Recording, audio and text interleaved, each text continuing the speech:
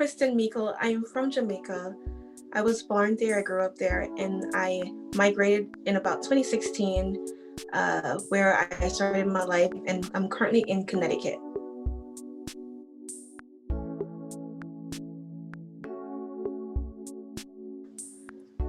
I was in an abusive relationship for about 3 years, and I lost myself. I didn't have that connection with myself.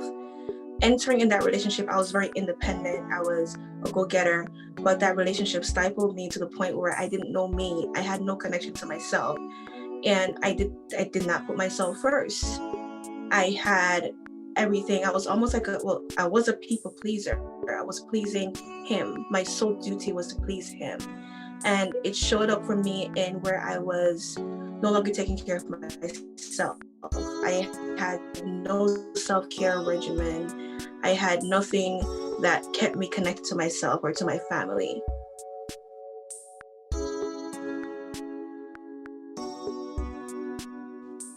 People pleasing, basically everyone else comes before me. His needs came before my needs. I did not take care of myself. And I would always say yes. I was a yes person. You know the saying, people are, you're a yes man. I was just a yes girl, saying yes to everything and saying no to myself. And that really caused, it was even harder for me to move on after the fact, because I was not in connection with myself. I no longer knew what I want, what I liked to do, what I loved, what made me me. I was stifled, and I was so heavily dependent on his reality. I lost reality of myself. I lost touch of myself. So just saying yes to everything that I really wanted to say no to, but I was afraid of saying no because I didn't want to seem like the bad person. I wanted to please others, and even if that meant leaving myself for last, I just wanted to do that just to please people.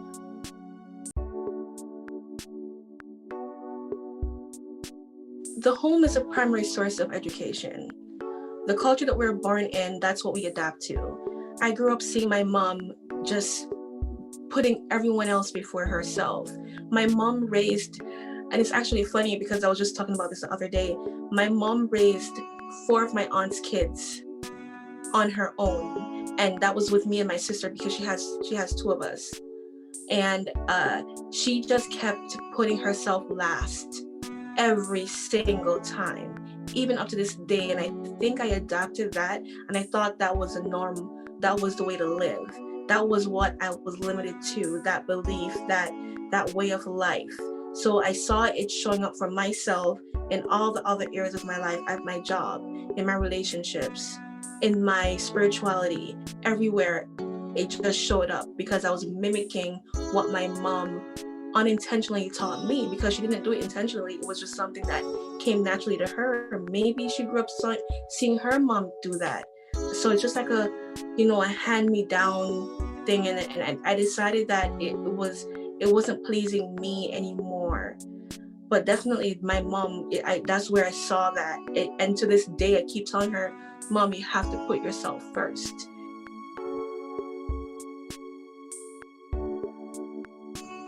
It's not worth it to deplete yourself, and you cannot pour from an empty cup, because people are not getting the best version of you if you're pouring, or if you keep pouring from an empty cup.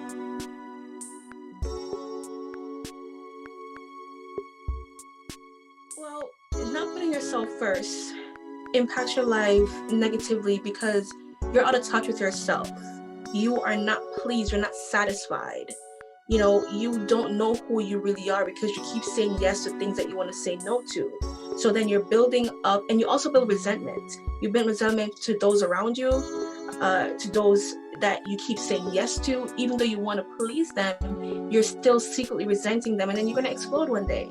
You're going to just explode, and you're going to become this person that's miserable, unhappy with her life, and you're unable to fulfill that part of you that wants to be fulfilled, that part of you that wants to be fed. You silence her, and you keep, pouring out and pleasing other people, while the you inside of me, like, hey, what's happening to me? I want to be seen, I want to be shown, I want to be satisfied because I have so much to give if you feed me. So definitely stifling yourself, your true self, and stifling that part of you that wants to shine and that wants to say, here I am, this is me, and just do what you want to do, that purpose, that fulfillment, and that satisfaction of life. If you're not satisfied in life, you're going to go around and you're going to show resentment. As I said, you're going to be unhappy with yourself, completely unhappy with yourself, and you're not going to know. It's subconscious. These things are subconscious. If you don't make the connection or the correlation, you won't know that's what's happening. But from someone who has been there before, looking back and actually going through the healing process, I saw where saying yes to those people or saying yes to everyone else and saying no to myself brought me to the point of just disconnect and resentment.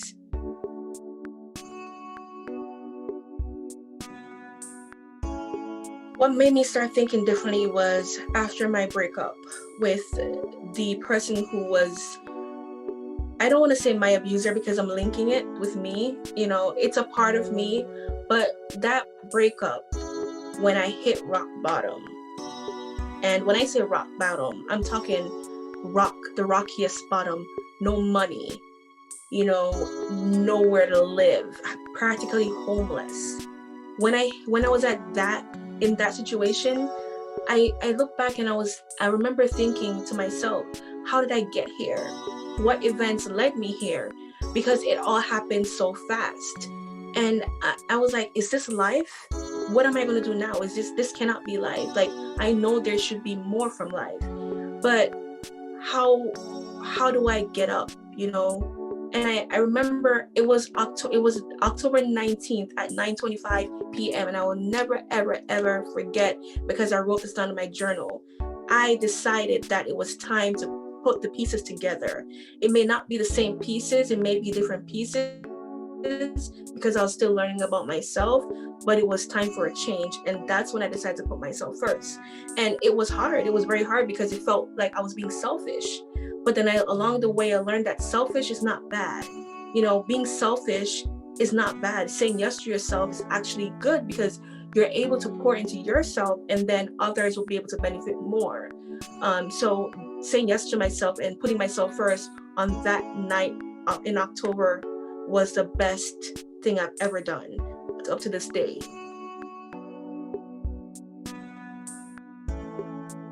Absolutely. So mirror reflection, and I journal a lot. I write down my feelings. My relationship wise, my fiance and I, what we do is we do our weekly check-in. That's very important to us because if something goes the way that we don't want it to go in the relationship and it left us feeling some type of way in our feelings or whatever, we get that opportunity to check in and say, hey, this made me feel this way, which is what I like. This is what you could have done better to make me feel better or to make me feel this way instead. So that is relationship wise, check in with the partner, and journaling, mirror reflection, and affirmations. I say my affirmation every single morning and night, sometime throughout the day, and I do vision board.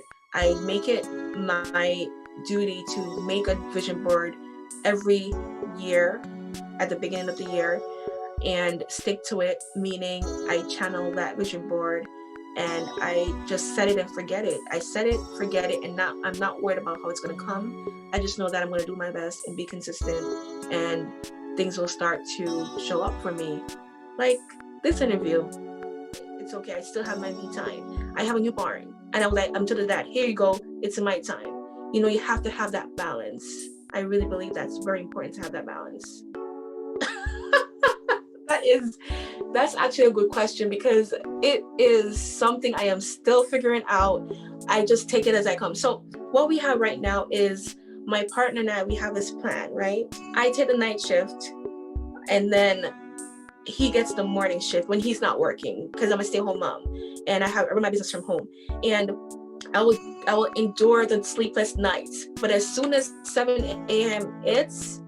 I take that baby and actually how we do it too, I sleep in the guest room. People might be like, what? It's weird. I sleep in the guest bedroom with the baby in her bassinet, right? And then as soon as the morning, the sun shines, I take her in that bassinet and I bring her to him, and I'm like, good night, and I get my rest. I get up, I take a nice long hot shower, I do my reading still. I still work on my business as time to time when the baby sleeps. I still do it. One of the things that I was fearful of is postpartum depression. It is real. And I knew that going into this, if I didn't put myself or make time for myself, it was going to happen. It was bound to happen, because a lot of moms, I believe, just get so caught up with mom life, and it's easy to do because you're a new mom, you're excited, and not only that, but there's so many responsibilities. And with my first child, I had my mother around me, so I was 21, I was really young. She did everything for me. I woke up and I saw the baby fed, bathed. No, I did nothing, literally. So with this baby, it's completely different. Like, my partner and I, we're the only one here, so it really, the responsibility fell on me more so, especially because dads, they do things, but the notion is that they barely do anything, right, other than just show up. So the responsibility fell on me. So I knew going into it that I had to make time for myself, or else I will crumble and I will not be the best mom that I could be.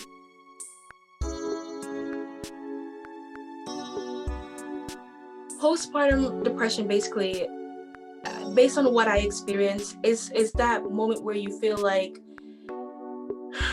you're alone and you're not able to connect with your child, and you just feel, I experienced a little bit of it, but not that intense as some people go through with my first child, because it's just, I was young, my body, was changed, my body changed basically, and I'm like, I want to go out. I see all my young friends going out.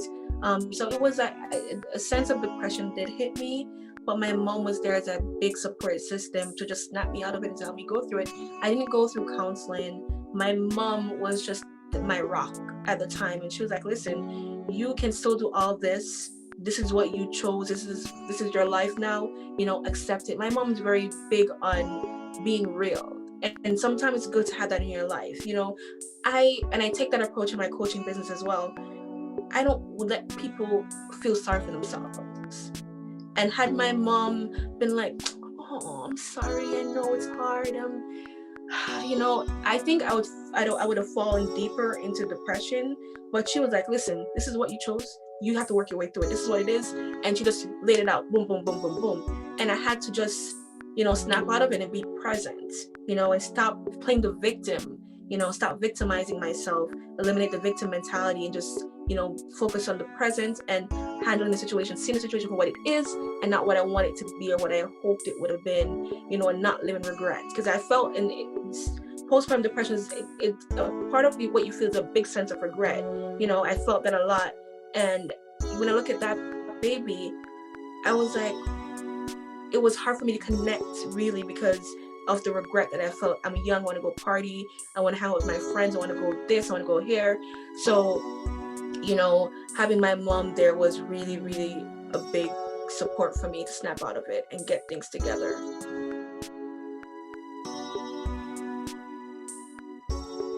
I did this interview with myself a couple months ago, maybe a year ago, where I was basically saying I was not able to attract love because I was not able to give love to myself.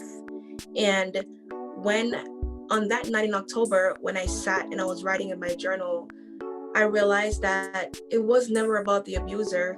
It was never, ever about the abuser. What it was about was me. And the reason why I decided to stay in that relationship, the reason why I missed all those red flags, the reason why I, even after I realized what's happening, the reason why I stayed is because I did not love myself. Someone who's operating out of love for themselves is able to clearly identify when a boundary is crossed. Set boundaries, because I didn't have any to begin with. So, you're able to realize that, and you're able to walk away from toxicity when something no longer serves you. You're able to walk away from it, not thinking about what you lost or what you're gonna lose, but just knowing that it doesn't serve your higher purpose and it doesn't serve your greater good. That was the moment that I realized that, this is just, I did not love myself at all. The amount of things that I endured in the name of love.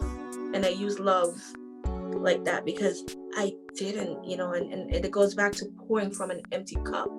And a lot of times we see relationship as making sacrifices. I personally believe that you do make sacrifices in relationship, but there are certain sacrifices that you should not be making for anyone. No, no, no. That is called.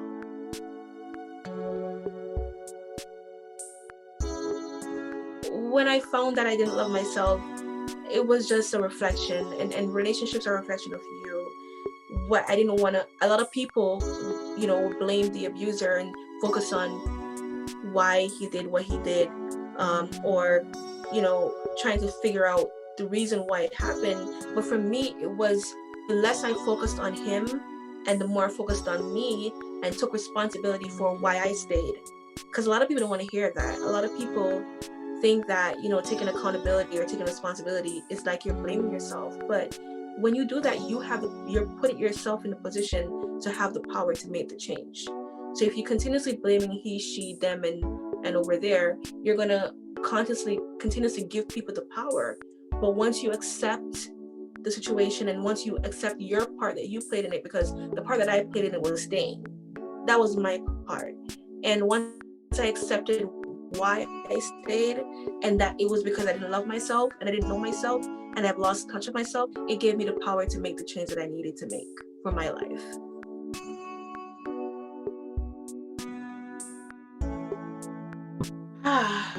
I show love to myself today, and I say that with a smile because I love me. I show love to myself today by taking care of me, and that doesn't only mean taking a bath. It also means feeding your body with the right food, that you need to function. It means exercising. It means, taking a time to say your affirmations, pump yourself up, do your mirror reflection. That is very important. The mirror reflection, that got me through a lot of stuff, a lot of old scars. It's really, really good to look at yourself in the mirror and just speak to yourself. And I do meditate. I don't do it as often as I used to, but meditation has definitely helped me to put myself first over the years.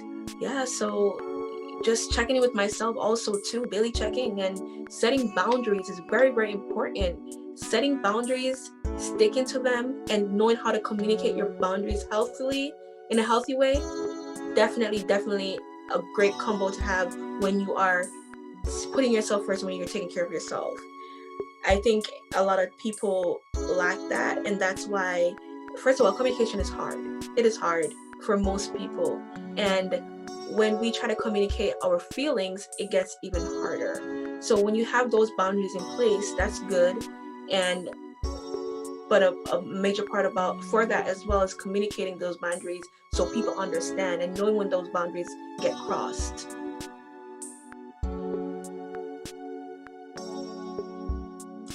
People started disappearing, and you're going to have that. That comes naturally when you start saying no. When you put yourself first, people are going to say that you've changed. People are going to say all kinds of stuff, and you're going to lose people, but hey, it comes with it. You can't grow with everyone.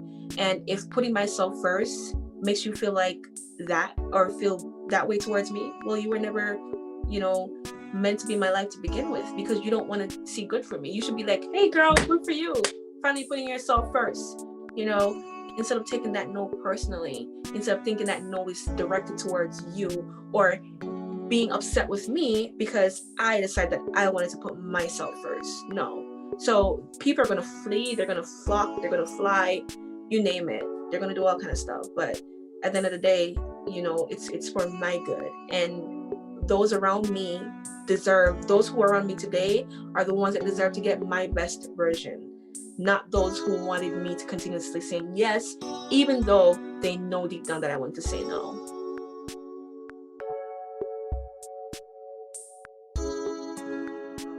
I clear the clutter, and just to do a fresh start, if I'm starting a new project, or if I feel clustered or feel unhappy, or if my mood just is off, I'll just clean something. I'll clean out my purse, I'll organize the closet, and it makes me feel wonderful. It makes such a big difference.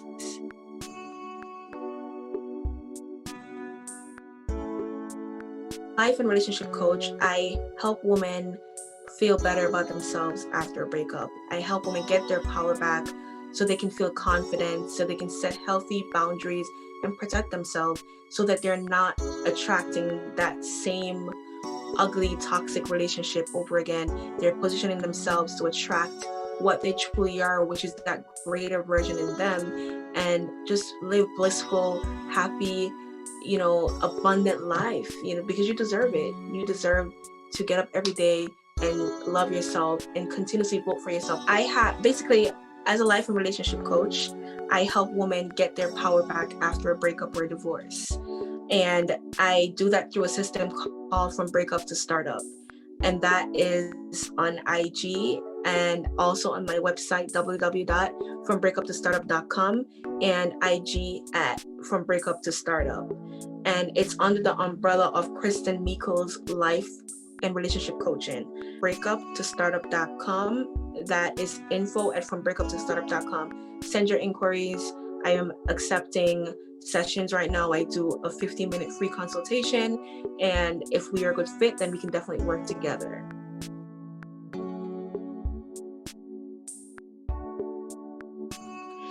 It has a lot to self-worth and voting for yourself. It correlates, it goes hand in hand, because if you don't see the value of yourself, you're unable to put yourself or position yourself to vote for yourself. You're unable to put yourself first, because if you're lacking self-worth, you don't see the importance of just you putting yourself first and understanding what part you play in your own life and in the life of others.